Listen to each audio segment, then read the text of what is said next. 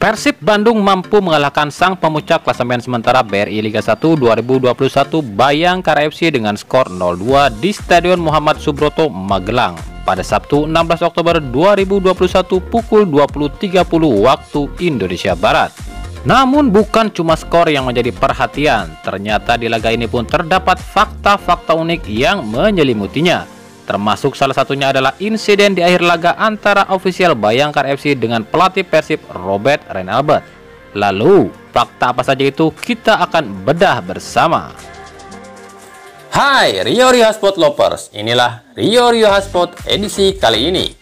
Tapi seperti biasa, sebelum kita lanjut ke videonya, mohon dukung channel ini agar terus berkembang dan bisa memberikan berita-berita informatif yang semoga saja bermanfaat untuk kita semua dengan cara klik subscribe, aktifkan notifikasi loncengnya, like, share, dan juga komen. Dan inilah Rio Hotspot selengkapnya.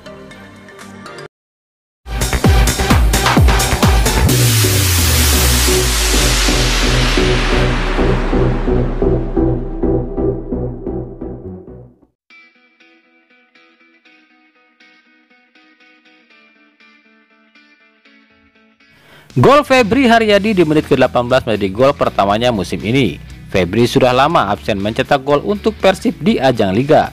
Terakhir kali Febri cetak gol di Liga adalah terjadi pada musim 2019. Gol ke-9-nya Febri musim itu dicetak ke gawang PS Semarang di menit ke-8.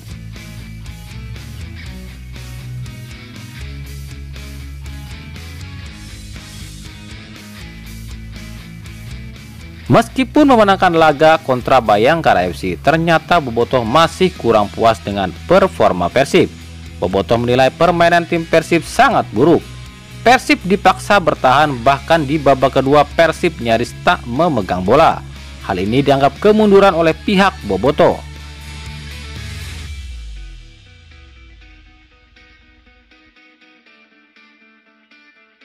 Kemenangan 0-2 atas Bayangkara FC menjadi kemenangan kedua Persib atas Bayangkara FC sejak pertama kali kedua tim ini bertemu di ajang Liga di tahun 2017.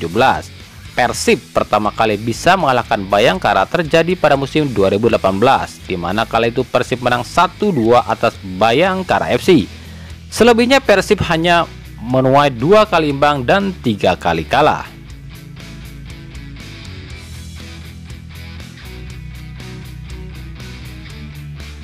Kekalahan atas Persib menjadi kekalahan perdana Bayangkara FC pada musim ini, di mana di 6 laga sebelumnya Bayangkara melakoni 6 laga awal di Liga 1 2021 dengan mencatatkan 5 kali kemenangan dan 1 kali hasil imbang.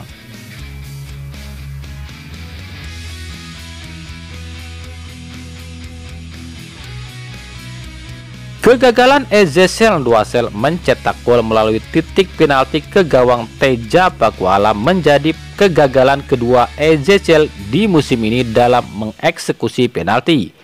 EJ pernah gagal mengeksekusi penalti saat kontra Persik Kediri. Saat itu penalti EJ digagalkan kiper Persik Kediri Diki Yusron.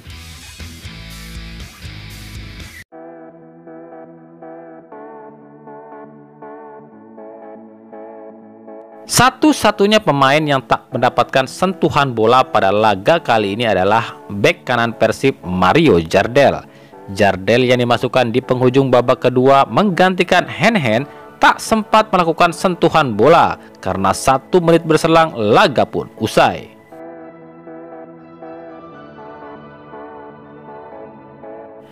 Pada laga kali ini Persib menggunakan jersey ketiganya yang berwarna hitam. Jersey ketiga Persib ini tampaknya cocok pada Ezra Walian. Pasalnya 2 kali Ezra bisa mencetak gol saat menggunakan jersey ketiga. Hal ini terjadi pada Piala Menpora saat kontra PS Sleman, di mana Ezra mampu cetak gol saat Persib menggunakan jersey ketiga. Dan yang kedua terjadi saat Persib kontra Bayangkara FC kemarin.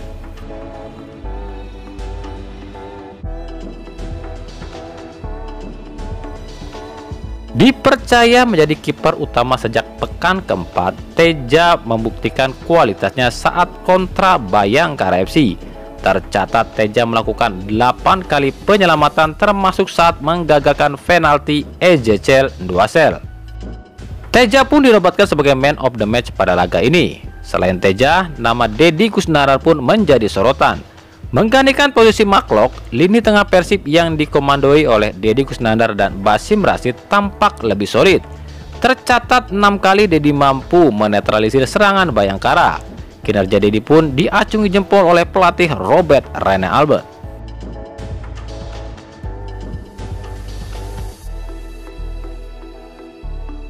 Kegagalan EJCL 2-0 mengeksekusi penalti membuat banyak spekulasi. Salah satunya adalah indikasi kesengajaan yang dilakukan EJCL. Tendangan EJ seperti tak ada tenaga dan tak ada power dan lemah. Desas-desus EJ akan kembali ke Persib pun membuat spekulasi EJ memang sengaja tak benar-benar membobol gawang Persib.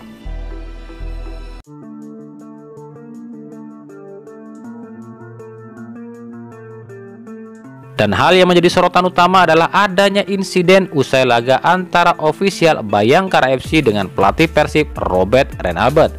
Dalam rekaman video, tampak COO Bayangkara FC Sumarji melakukan intimidasi pada Robert Rene Albert dan bahkan tampak terlihat Sumarji membuka masker dan menjulurkan wajahnya seolah meludahi pelatih Persib ini.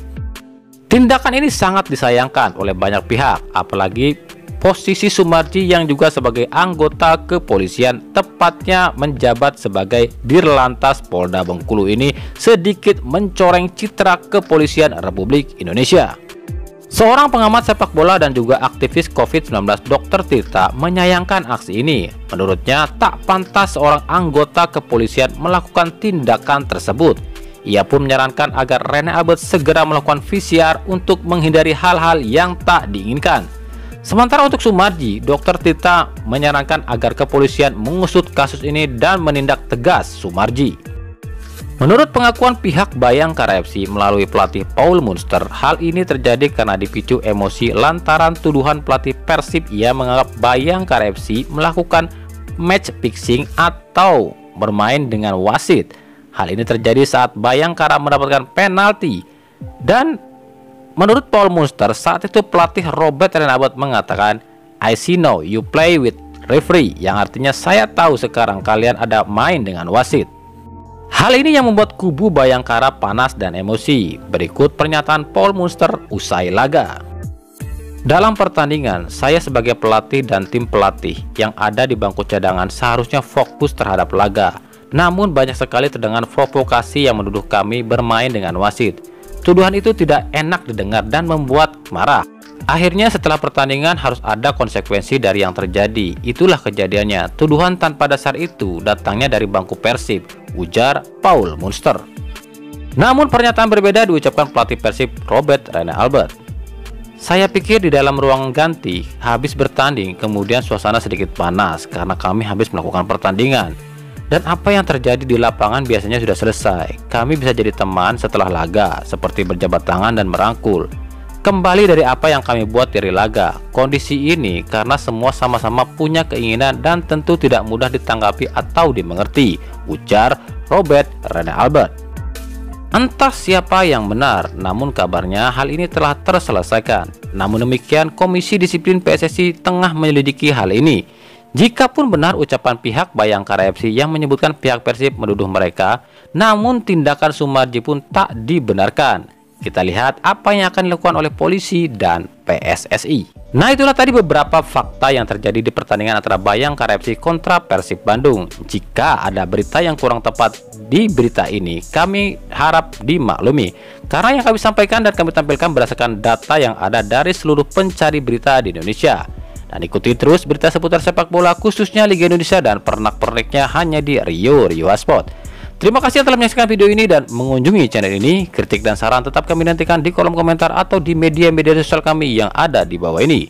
Sampai jumpa di video selanjutnya dan salam Rio Hotspot.